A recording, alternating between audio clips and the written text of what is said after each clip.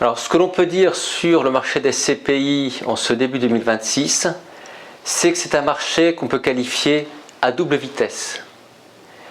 Il y a d'une part des SCPI qui collectent, qui sont donc en capacité de se positionner sur des opportunités de marché, et aujourd'hui il y en a, et ces SCPI, on est un petit peu dans un schéma de spirale vertueuse, elles collectent, elles trouvent des investissements intéressants, elles délivrent de bonnes performances, et donc elles collectent encore plus.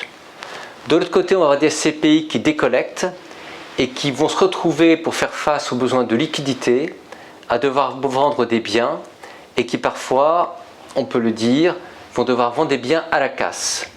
Donc un marché bicéphale, il y a celles qui collectent, celles qui décollectent. Deuxième caractéristique sur le marché, c'est qu'on voit beaucoup de lancements depuis 2024 notamment, de SCPI qu'on appelle diversifiés, opportunistes, positionnés à l'échelon européen.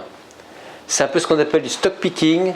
Ces SCPI vont trouver en Espagne, en Allemagne, en Belgique, en Italie, des biens dont la nature leur apporte peu, mais pour lesquels elles considèrent qu'elles vont pouvoir trouver des locataires avec des bons rendements locatifs et deuxièmement, revendre à terme le bien avec une bonne plus-value.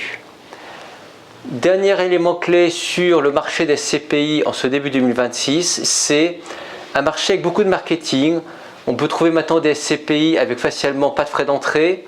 En fait, les frais du coup sont reportés dans les frais courants de gestion des SCPI. On peut trouver des SCPI qui versent des dividendes mensuels.